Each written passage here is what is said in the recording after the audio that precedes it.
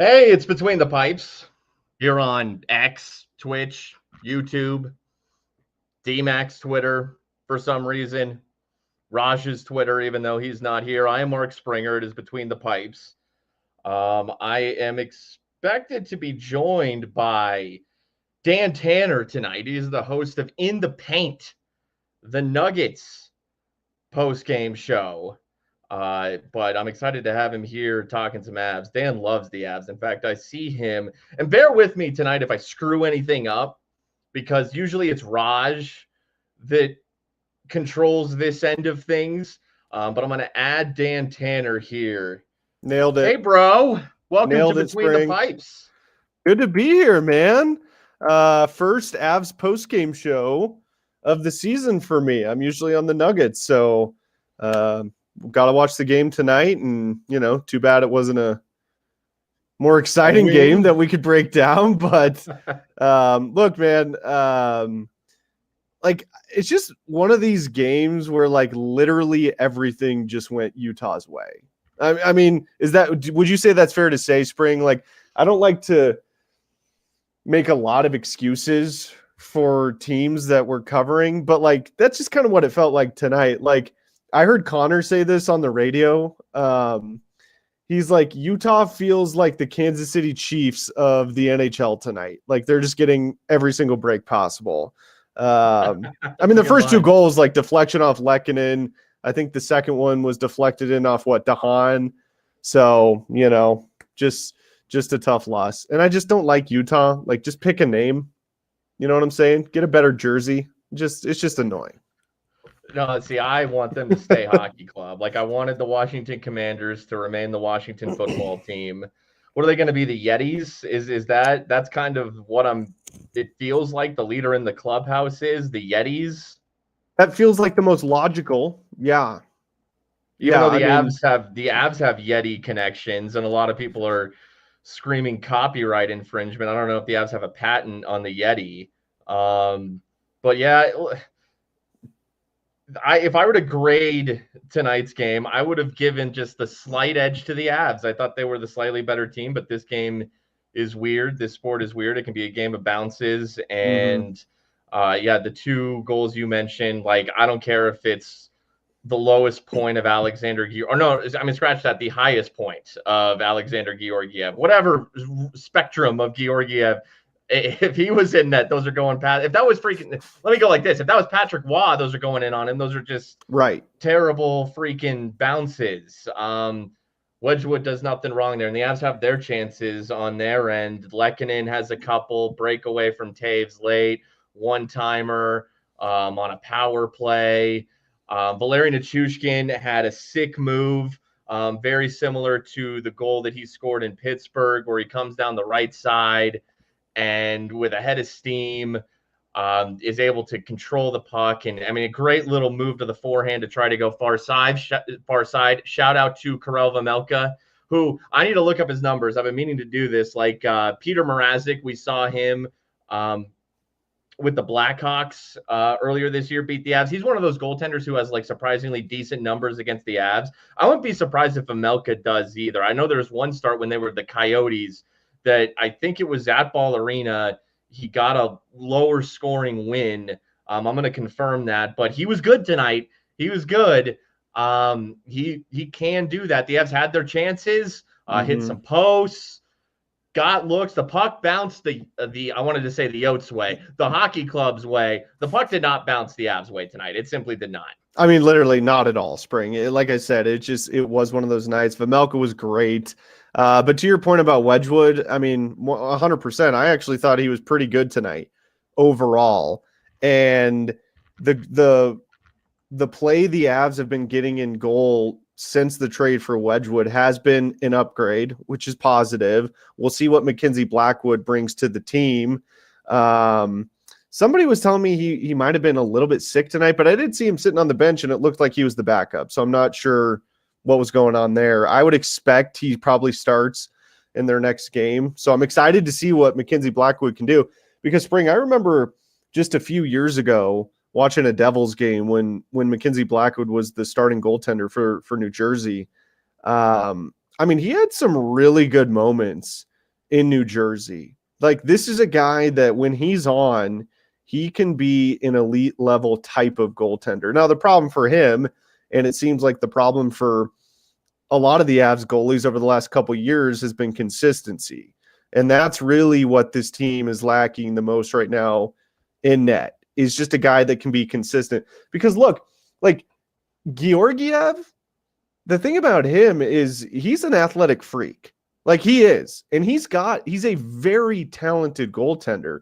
He just upstairs mentally, there was something going on there with him. So I do think it was the right move, but like, just the consistency. I'll take a little bit of dip in these goaltenders, potentially, as far as like athleticism, pure athleticism and skill level goes, for just more consistent goaltending. And honestly, Spring, I think that's what we've seen from Wedgwood so far. It hasn't been anything spectacular. You know, we're not seeing spectacular saves from Wedgwood so far, but he's just been a really solid goaltender. And you know who he kind of reminds me of, just as far as like being solid and consistent, is Darcy Kemper. And the Avalanche, this core has shown that they can win a cup as long as their goaltender isn't hurting this team. That's all I'm looking for out of the goalie with the Avs right now. That's all they need. They don't need these guys to come in here and be superstars, okay? They just need them to be consistent, solid goaltenders, and I think they have a shot. All right, you've sparked a million thoughts in my head. Let's see if I can remember them all as we run through them, and then I lose my train of thought as we go. I'm a little surprised. Actually, I want to start here with the last thing you just said. Again, million thoughts. I'll go more Pavel Francouz on Wedgwood. I think he can be that type of backup. Consistent, right? Yeah, consistent. Pavel was very consistent. Absolutely. I think Wedgwood is the best backup 1B, however you want to phrase it, that the Avs have had since Francouz. Kemper, we've talked about it on this show, Dan, Kemper's not amazing, but he's above average. That's what you need. That's all you need if you're the Avs. You don't need a world beater. You just need not awful. That was Georgiev and a little Onanen. I'll talk about him in a second, and Georgiev. I think Georgiev got the start for San Jose tonight. I know Onanen did. Onanen had a very good start tonight. I'll get to those numbers here in a second. But Blackwood, you know, in terms of being a Kemper, Grubauer and Kemper are kind of similar. Blackwood can be that. The first season Georgiev. You could say first season Georgiev actually falls in this category. I don't know what happened to him. As Berto said on the Blitz tonight, watch now that there's no stakes for Georgiev with San Jose. Now that he has like no pressure, you're on a bad team.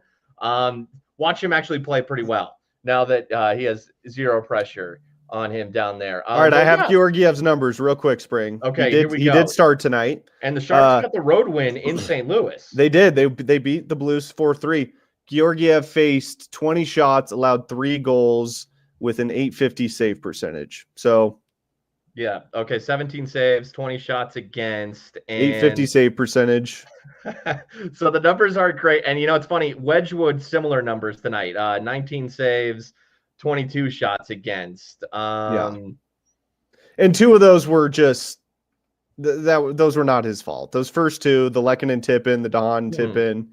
I mean, you can't blame Wedgwood for those. Those were just unlucky bounces. I thought the third goal, honestly, like that was just a really skillful play from Utah on the third goal. Like, I didn't really see a problem with that one either. And then the fourth goal was an empty netter. So I thought Wedgwood played pretty well tonight, man. Like, let me put it this way. He played well enough for the Avalanche to be able to win this game. They just couldn't get anything going. And Vejmelka was outstanding tonight. I mean, there's no doubt about that. He made some brilliant saves. But for me, Spring, even a game like tonight gives me encouragement for this team moving forward for the remainder of the season, just seeing that Wedgwood made the saves he needed to make. Like, the goals that went in were not his fault. They were just unlucky bounces, deflections in, whatever, 2 from his own team. But he made the saves he needed to make. And that's something that this team has been missing the entire season, and really kind of going back to last year for the most part. Other than after game 1 against the Jets in the playoffs, Georgiev was pretty good in that series. He was okay against the Stars, but towards the end of the season, Georgiev he looked like he did pretty much this whole season to start with the Avalanche. But it's been good. Like, that's all I want to see right now. Just make the saves you need to save. And I will say this, Spring, I've seen some interviews with Wedgwood and Mackenzie Blackwood, who spoke to the media today. I know you guys were talking about it with Nate and Andy. Those dudes are personable, man.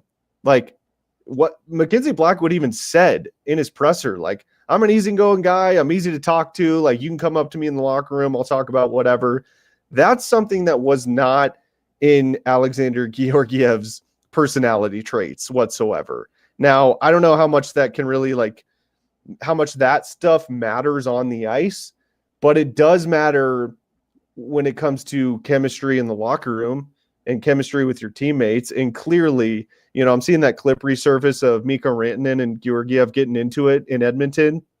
I think that was last year. You can correct me if I'm wrong. I don't remember. Oh yeah, specifically. I reference that moment all the time. I can never remember exactly when, but I always remember Mikko looking at Georgiev and just being like, "What the fuck?" Oh, and he was yelling at him. I mean, they were going back. Well, it was interesting because when I saw the clip tonight, you know, Georgiev's got his mask on, so it's a little difficult to tell. But Mikko's jawing at him, and Georgiev, it almost reminded me of like when Sean Payton yelled at Russell Wilson on the sideline. Like, Mikko was Sean Payton and Georgiev was Russell Wilson. He was just kind of taking it. It's like, dude, no, like, hey, what Mikko says about Georgiev is none of your business. All right. None of your businesses. What's the question? Yeah, but it's like, and that was just kind of the first sign, I think, for us and a lot of Avs fans that were like, whoa, like, something's not right here. So my point is, it sounds like Wedgwood and Mackenzie Blackwood are both very personable, great locker room type of guys. At the intermission, or I think it was post game actually, with Kiefer, Nate McKinnon was talking to Kiefer and he asked him about Wedgwood in the locker room. He's like, oh man, like day one, this guy was awesome. Super easy to get along with, really just fit in with the guys right away. And you could kind of tell in Nate's voice there, Spring, that like this was a change that was desperately needed in the locker room. So it's good to see. Yeah, I'm a little. I mean, part of me is surprised Mackenzie Blackwood didn't start tonight, but we know he was ill, under the weather. But you know, he talks to the media today. It wasn't puking on the microphone. Yeah, I mean, he was on the bench, so he was the backup goalie tonight. Right. So okay, do you think? And now I'm going to play into something that they were talking about. John Mitchell was talking about on the Altitude broadcast and on 9 News tonight. All right. John Mitchell, and look, he's right, and he would know. He played the game, and he says, you know, I'm not trying to make excuses, but like, I don't know. It's just a fact. It's just a reality. You're on a 5-game road trip. You come, you know, you're away for a week and a half at sea level. You come back now to altitude. You get in, you know, late Thursday night, very early Friday morning, Wednesday. I don't even know what freaking day it is, Dan. Thursday. So Wednesday, early Wednesday morning. Here we are. It's Thursday. You know, media's there. You know, it's a whirl. Blackwood, Wedgwood's first home start.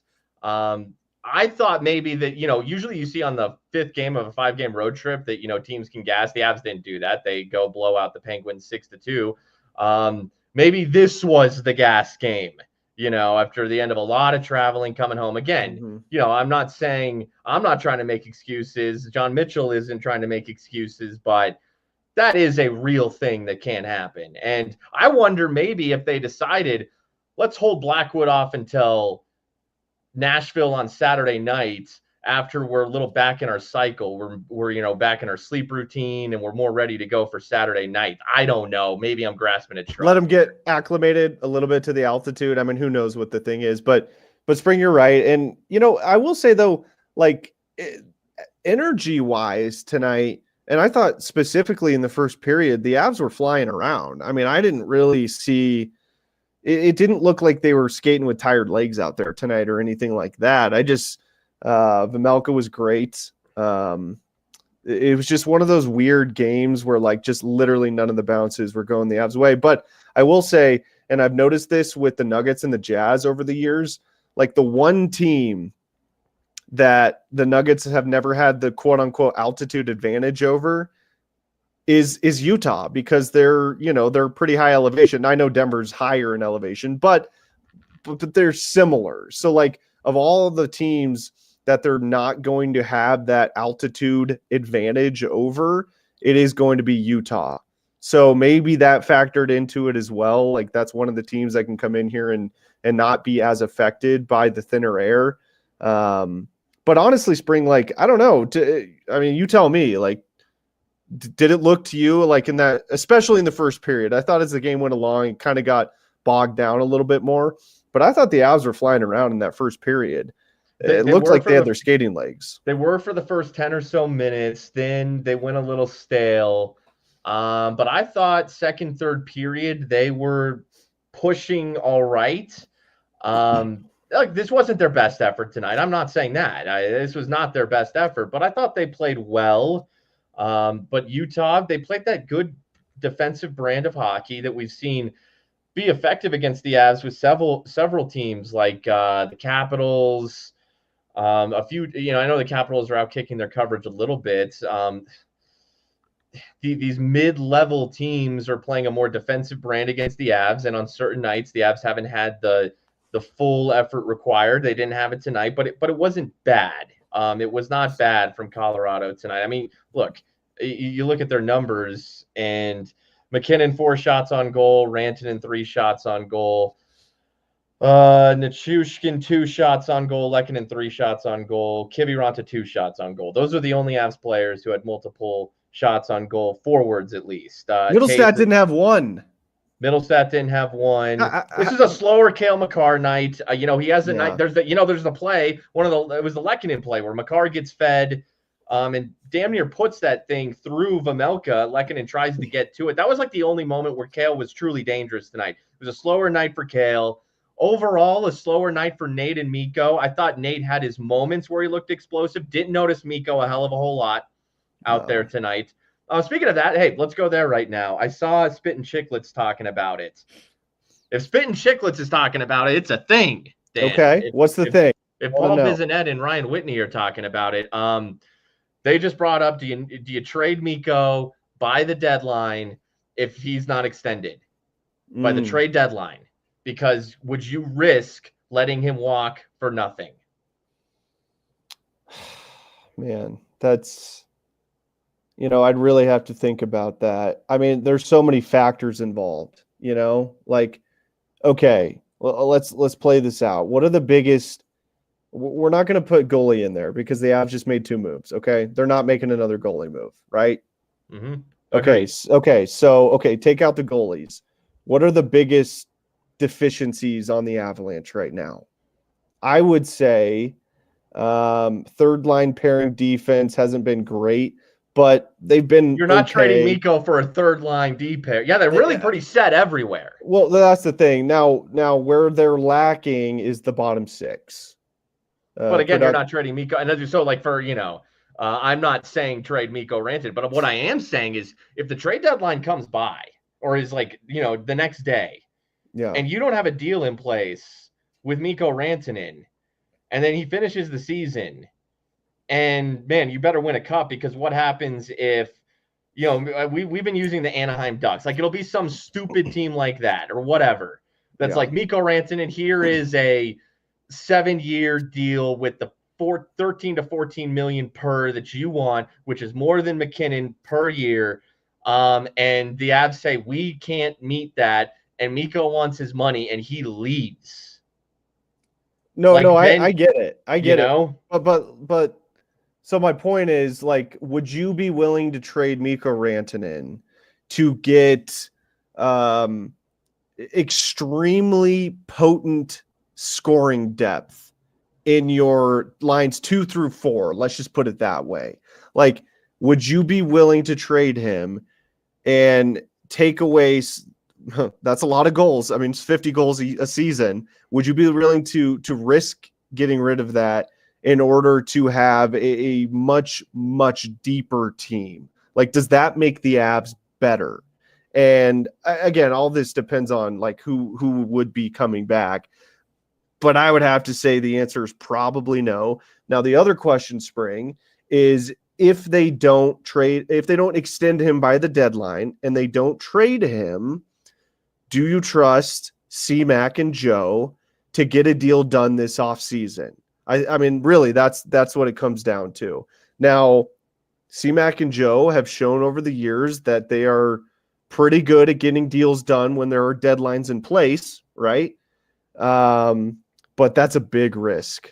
Like, especially to risk getting nothing for Mikko and losing him to, like you said, like the Ducks or whoever. The Sabres, I don't know. Man, that's a big risk. And you just, the hope is that they can come to an agreement before the trade deadline. Now, let me ask you this, Spring. What is, if you're the GM of the Avs, what's the number per year? What's the red line in the sand that you're not willing to go over for Mikko Rantanen? I mean, I don't think you can go north of $13 million, and that would be more than Nate. You know, in a perfect world, I think Nate is 12.6, so I guess you're saying 12.5 for Mikko. And you know, Raj and I have talked about it, and Raj brought up how the Avs can give him one more year than any other team can. Right. So if you're extending it over the long term, he really wouldn't miss out on much, if any, if the Avs can get at least to 12.5. But I don't know. All it takes is Mikko and his agent to, you know, for there to be one drunk team that says, here's a number that even with the math is still a little more than what that extra year would get you. And then you can go take some BS deal when you're 36 and it's whatever. It's an interesting situation. I don't know how this will play out, but my guess would be that they'll re-sign him. But it's interesting because he hasn't. And, you know, if the trade deadline passes, that is a marker. That's one of those checkpoints of being like, okay, something's going on in the negotiations that's causing it to stall, right? Yeah. If they don't get it done by the trade deadline. I agreed. You know, I've seen reports out there that I don't know what the validity to these. I have no idea, but I have seen reports that Mikko's camp could be asking for north of 14 million per. I get the that would be like, dude, you know what that would be like? And I love Mikko Rantanen, okay? Did you see Brock Purdy tonight?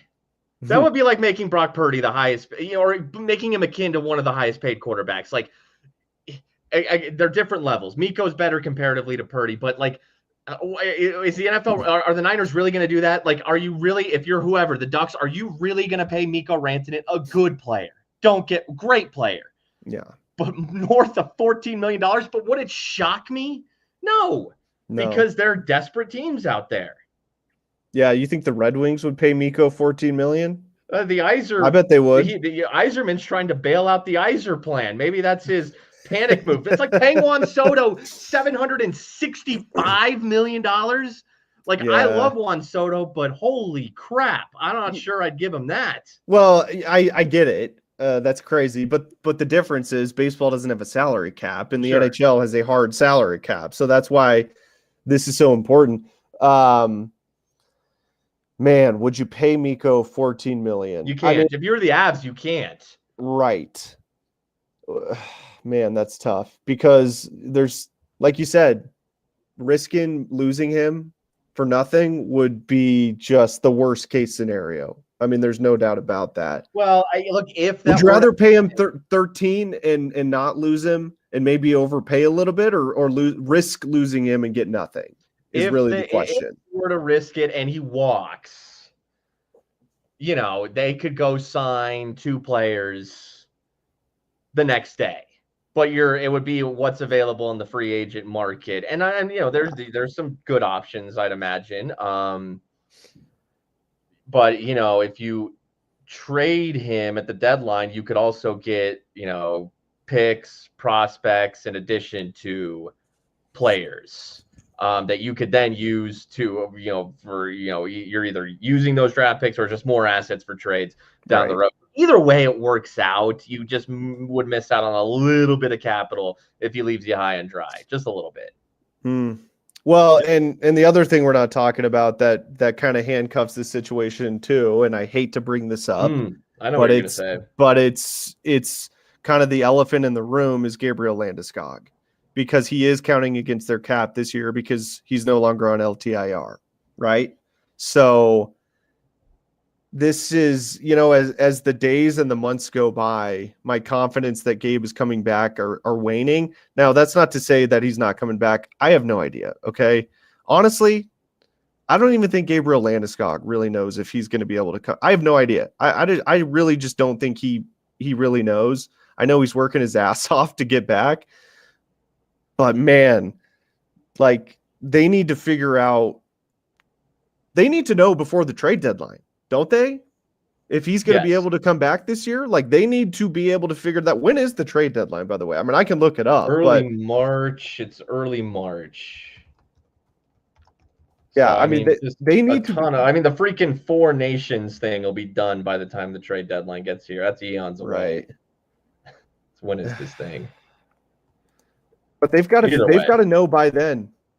They do, and that's kind of the elephant in the room. And it sucks that this is kind of what it's come down to, but that's because think about it, Spring. If they can't come to an agreement with Mikko and Gabe's just not able to come back, that would be a really tough pill to swallow for a lot of Avs fans and for the front office, quite honestly, because they don't know if he can come back or not. And I applaud the Avs organization for staying patient with Gabe and really trying to play this thing out and see if he can come back. I think he's earned that right.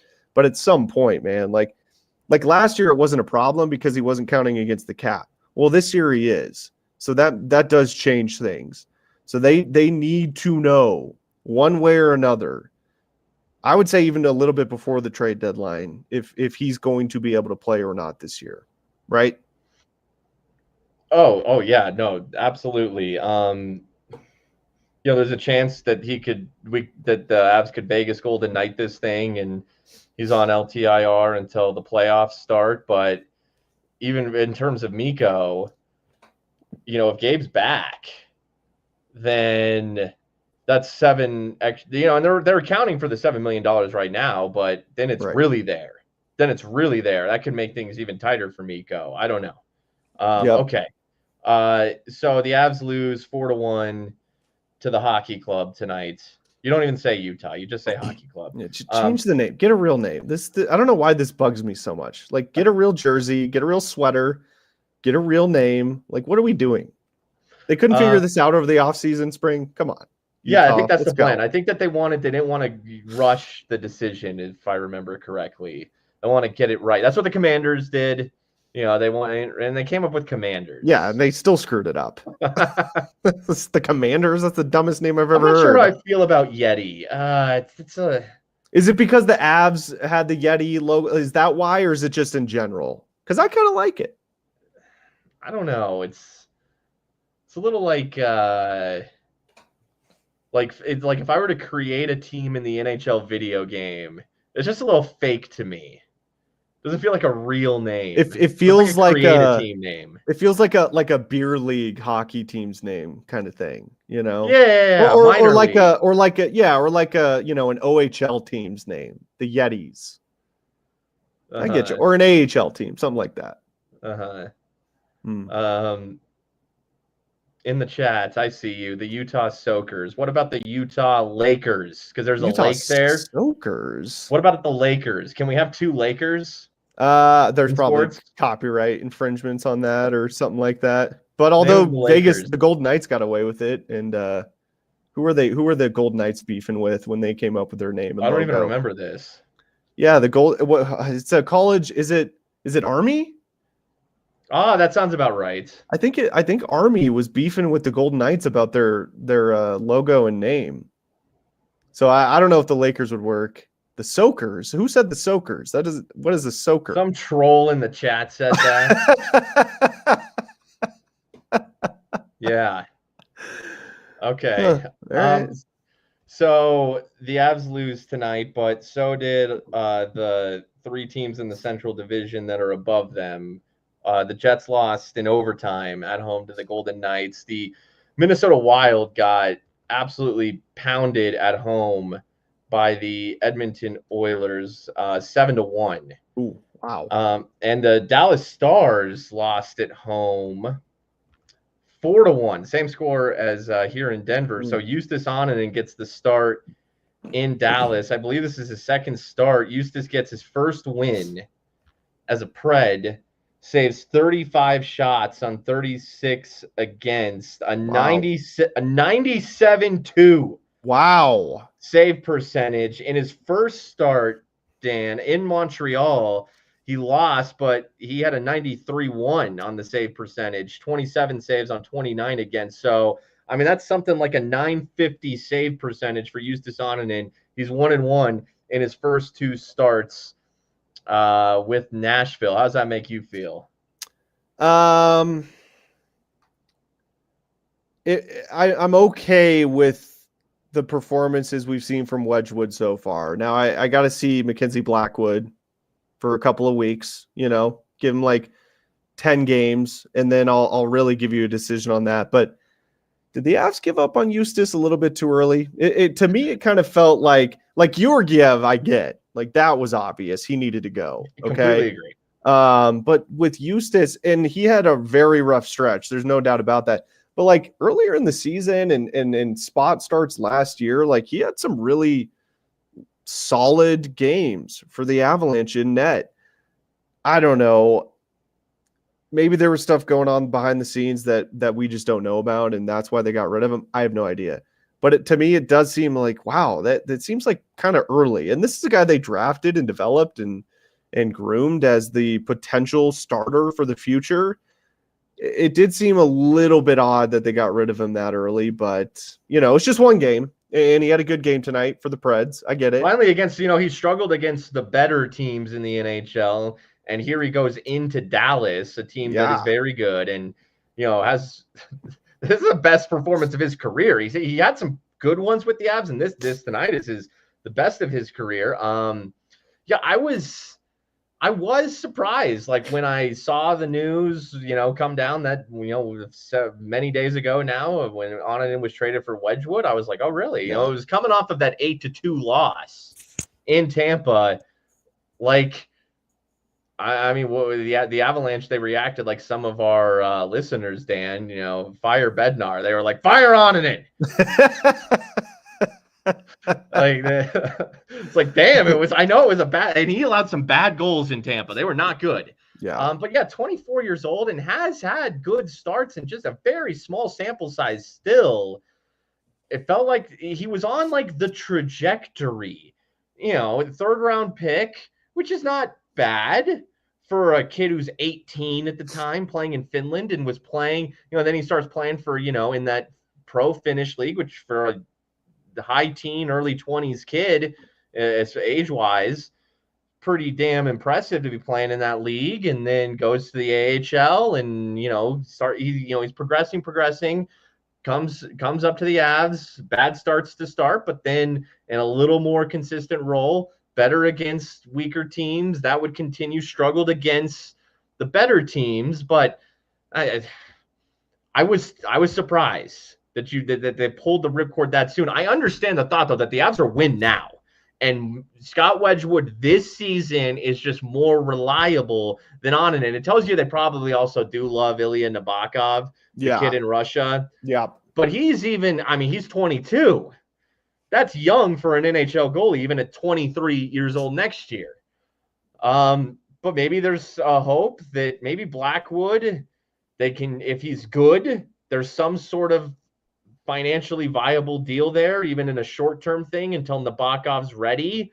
Maybe they just, and I said the other night, maybe they like Mackenzie Blackwood so much. It feels like they've been targeting him. Yeah. That they were so quick to go get him that they were willing to part with Nikolai Kovalenko. Blackwood has, been a trade candidate in recent years. And the Avs, they like those guys who profiled well earlier in their career. It's possible that they just targeted, that they've been looking at Wedgwood and Blackwood for a little bit with Nabokov in the pipeline. And even if Juice is on a decent path, it just didn't fit into their timeline. With Nabokov. I get with it. Nabokov in the equation as well. Yeah. Well, so you better hope that Mackenzie Blackwood is going to be their penciled-in starter for the next at least 2 seasons, like after this, right? Because I don't see Nabokov coming to Colorado anytime in the next year and a half, or let's say season and a half after this one's over, and being like the guy, right? Like they're going to have to work him in. He was the first goalie taken in that draft. So the potential is obviously there and the hope is there. And obviously the team really liked him. He was a high 2nd round pick, but you better hope that Mackenzie Blackwood and or Scott Wedgwood are like legit for the next 2 seasons, because he's not going to be there until then. So we'll see, man. I'm optimistic about Mackenzie Blackwood. By the way, I saw him at Morning Skate, video from him at Morning Skate. That dude is way bigger than I realized. Like his hips were literally almost at the crossbar spring. Like this guy is massive. And it's kind of cool to see. Like the Avs have, for the most part, they've had not tiny goalies by any stretch of the imagination, but they haven't had like these big strapping guys in goal like a John Gibson with the Ducks or a Vasilevsky or guys like that. So it will be, I am interested to see sort of how that looks and how that feels with a really big strapping guy between the pipes for the Avs. So I'm excited to see him, man. Dude, he's got all the tools. I mean, the size, he's a prototype. Yeah, he was on a crap team in San Jose. So like throw the numbers this year out with the Sharks. Like that doesn't those matter. Are good numbers. But I know what you're saying. I get what you're saying. But yeah, like now it's go time for him. So we'll really see kind of what he's made of. But I'm excited, man. Like I said, he's a big dude. The Avs haven't really had that. I mean, Georgiev wasn't like tiny by any means, but he's not as big as Mackenzie Blackwood. So it'll be cool to see. And why is honestly, he missing so many teeth, Dan? That is a great question. I didn't realize this about him. Yeah, they always have the mask on. I'm not watching Sharks post-game coverage with. Well, they have masks on. That's the point, Spring. How are you missing teeth with a goalie? How do you get your teeth knocked out with a goalie mask on? That's the question I need from Mackenzie Blackwood. How did you get your teeth knocked out? Were you wearing the goalie mask when it happened? And maybe got in a fight. I mean, who knows? But it was cool, man. Marie in the chat says, Rycroft on the broadcast tonight says it's because one time his mask broke and I guess on a shot to his face and it broke his front 4 teeth. My God. Was that a freaking what? Wait, Cale Makar had hardest. Did Cale have hardest shot at the All-Star game? Yeah, like what was that? 1 or 2 years ago? I believe so. Yeah. Last year, I think. Yeah. Okay. Yeah. Okay. What was it, like 108? One of those? Something like that. But dude, are you kidding me? Like, I don't care if it's 120 miles an hour. That's gonna. You're wearing a mask and you get 4. How is that even possible? Like, it broke the mask and then went through. Like, what? Let me see. That is wild. Did that break his jaw? Is this a real story? I'm like Googling Mackenzie Blackwood. I did broken face. Probably not the best vernacular for Google to know what I want, but like that's got to break your face. That doesn't make Oh, here any we sense go. to Here we me. go. It's 4 years ago. Yeah, Reddit has a thread on it. Okay. Thank you, Reddit. The headline is Blackwood takes a puck to the face mask, loses a few teeth, and stays in to finish the period. Hell yeah. Yeah, That's a hockey guy right there. I'm seeing this May 6, 2020. I'm Mackenzie watching the Blackwood. highlight. The Devils are playing the Islanders in New Jersey. Let's see. Oh, one-time shot. Oh my God, yeah, right in the face. I think is that the play? It's got to be. Wow. That's wild. Is that Roman Pulak? So whoever made that mask, the manufacturer, they need to get a refund. Like, what? I didn't even know that was possible. Can you sue? You should sue that company. How is it? Honestly, I thought those masks were like welded together with steel, basically. Like, I didn't even think that was possible. That is wild. That must have been a hell of a hard shot. Holy cow. No, it was a one-timer from the left point. Gets through and oh God, yeah, he's got blood all his. You can see his teeth. They're I think they're dangling from his. Yeah, it's Roman Pulak. Wow. Okay. Right in the There you kisser. go. Okay. And we will not get on and in versus Blackwood on Saturday. I mean, I guess maybe Nashville stays with because UC Saros is coming off of he allowed 4 goals. Is it a home loss to the Flames? They just lost to the Flames. Okay. Saros allows 4 goals. Not a great performance. It feels like UC Saros has been just okay this year, but we need to look at his numbers. On and in starts tonight, so I guess my initial gut lean was they'll just go back to Saros on Saturday. Right. But maybe and that's in Denver too. That game's in Denver. It is in Denver. Shoot, I want to see on and in just because I like drama. But I guess, man, Saros seems more beatable right now, believe it or not. I don't know. It'll be interesting to see which Finnish goaltender they play on Saturday, Dan. Wow.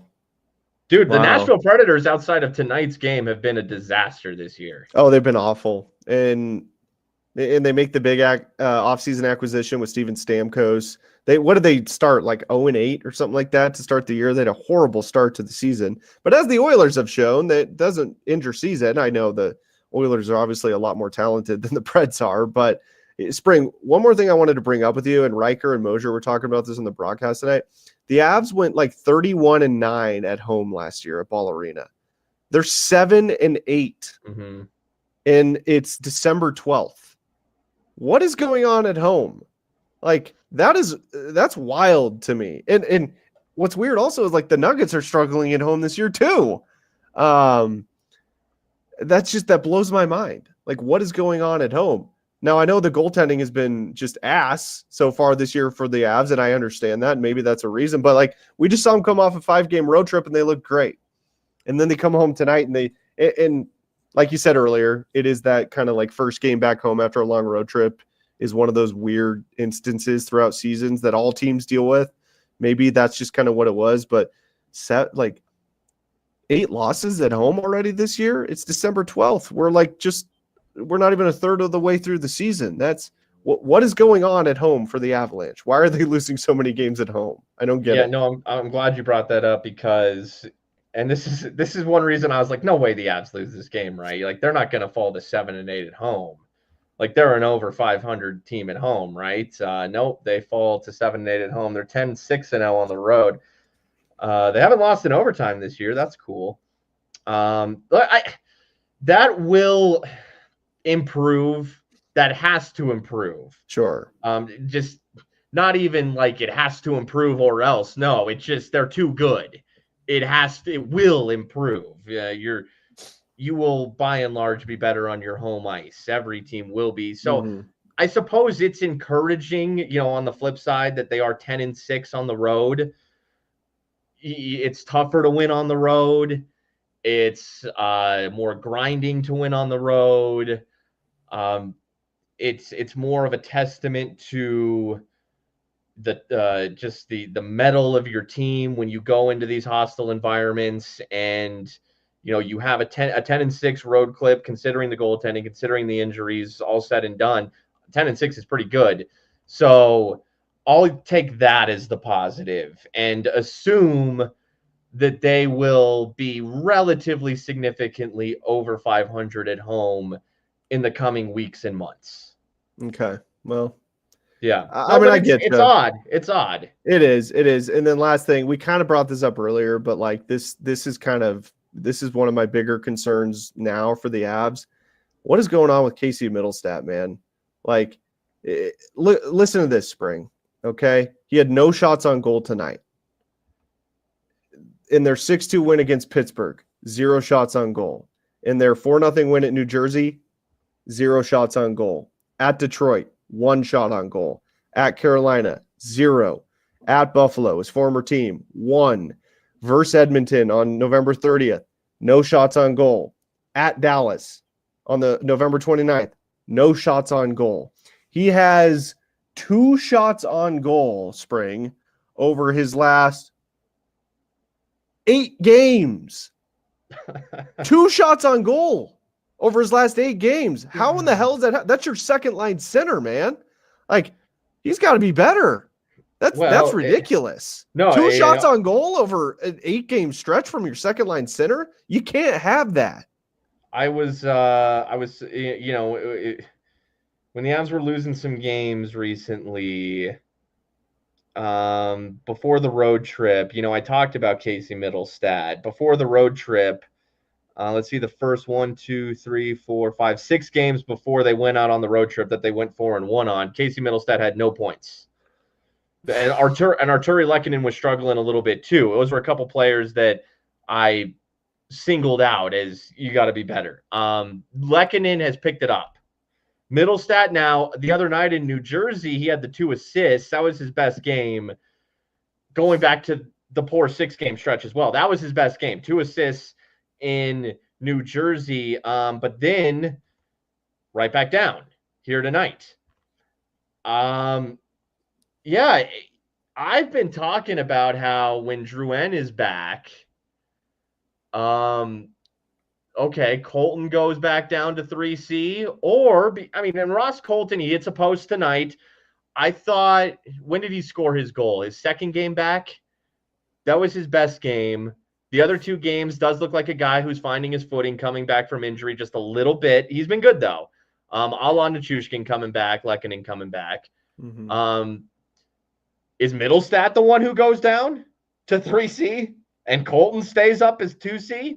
Right now, that's if this was tryouts, that's what it should be. I mean, if you're putting 2 shots on goal over your last 8 games, what are we doing here? Seriously. And I went back to the first, 5 games of the season for Casey Middlestat, Spring. Game 1 against Vegas, 3 shots on goal. Game 2, 2 shots on goal. Game 3, 3 shots. Game 4, 3 shots. Game 5 against Anaheim, 6 shots. And then you just get into the season. Casey great start to the was fantastic in the first 2-3 weeks of the season. Absolutely. I agree with you. But I don't know what's happened. Dude, I mean, come on, man. 2 shots on goal over your last 8 games. You're the second line center. That's unacceptable. Dude, Nathan McKinnon averages 2 shots a period. You know what I'm saying? Come on, man. Throw some stuff at the net. I get he's more of a facilitator. I understand that. Okay. Sure. But come on, man. You're the second line center. You've got to fire some pucks at the net. You're on the power play as well. That stat I saw tonight, that blew my mind. Oh, he's playing with Nichushkin, who's playing out of his mind right now. He's playing with Ross Colton, who's back and, has, like I said, looked good. There should be more production. There should be from Casey Middlestat, to the point where, maybe your second line is Colton, Drouin, Nichushkin when Drouin is back, and Middlestat goes and plays with O'Connor and Kiviranta. Shout out, once again, O'Connor, Kiviranta, Kelly, they worked hard tonight. I thought the second line worked hard. I thought the second line did work hard tonight. First line was okay. But yeah, Casey Middlestat, got to get it going. Hey, Dan Tanner. Yeah. Thanks so much, man. Appreciate it, man. Help! No way I could have gone 50 minutes without you. I appreciate it, man. I'm happy, always happy to talk Avs with you guys and everyone listening. And it's just weird, man. Like it's funny, Spring. I was thinking about this tonight, watching the Avs, like how similar the Avs and Nuggets seasons have started with two teams that are but I just want to tell her, by the way, these teams are still in championship windows. Okay. They are. They have some of the best players in the world. That is absolutely the truth. Like the window is still open. So I don't mean to be super pessimistic about the team, but it is wild how like similar these early season has played out for the Avs and Nuggets, and how underwhelming it has been. Man, they've got all the talent in the world, both of these teams. So like you've got to think we're going to see them both turn it around. Now, I don't know to what degree, but like there's no way the Avs are going to continue playing like this for the remainder of the year. And hockey is one of those weird sports, Spring, especially in hockey. We saw it when the Blues won the Stanley Cup. You know, like what were they, the worst team in the NHL in the middle of January? And then they just catch fire and they win the cup. So hockey is one of those weird sports where like things can just change on a dime like that. So hopefully that happens with the Avs this year. And hopefully the new goalies that they brought in can add some juice to this team and some really just positivity and get the locker room pumped up again and whatever they need to do. But it has been interesting to see both of these teams have the underwhelming starts that they've had. And in a year, the Broncos are probably going to make the playoffs. It feels like we're in the twilight zone. Well, it's I mean, the Broncos actually have all of a sudden, I could see big things for them in the next few years. And I agree with everything you said on the Nuggets and the Avs. Jamal Murray, he's got to be that. Like, that's what concerns me. That dude. He's got to be that dude. That's what concerns me about the Nuggets right now. For the Avs, and Casey Middlestat's got to be that dude for the second line. He does. Sure. I'm not saying he needs to be like a Jamal, like, second best player on the team, but he needs to be the dude. You need everyone clicking. You can't have someone playing below the level, or even more so significantly below the level that you need them to be playing at. Key guys. For the Nuggets, it's Murray. Right now, it's Middlestat. I don't think it's to the degree of Murray, though. I don't. I think the Avs are the best team in the league. I do. Obviously this front office, this organization believes that this team is very good, or they wouldn't have been as aggressive. They know what they have. They know they have McKinnon, Rantanen, Makar, Nichushkin. You can go down a list. They know what they have. Yeah. So, hey, I got to jump on in the paint with you. I know you, and I've been a douche. I'm sorry, bro. I got to get on in the paint with you. That's all right. KJ's been on with me a bunch. DMAC hops on. It's been great. But yeah, we'd love to have you, man. All right. Yeah. Hopefully, I want to do it on the night where the Nuggets win. Okay. That's what I want to do. Okay. Well, they play the Clippers tomorrow night, so they should win that game. And they just had 4 days off, so sure, no excuses. They better win that freaking game tomorrow night. All right. Well, hey, everybody, watch. We're visual medium now, baby. Mm-hmm. Watch Dan Tanner on In the Paint tomorrow night on the same channels you're watching this show right now. After the Nuggets host the Clippers, Dan Tanner will have your post-game coverage after that one. Dan, thank you so much for joining me here. Absolutely, tonight. Spring. The Avs see you guys. To the Hockey Club 4-1. It's between the pipes. We'll talk to you Saturday night after the Avs host the Predators. Good night, all.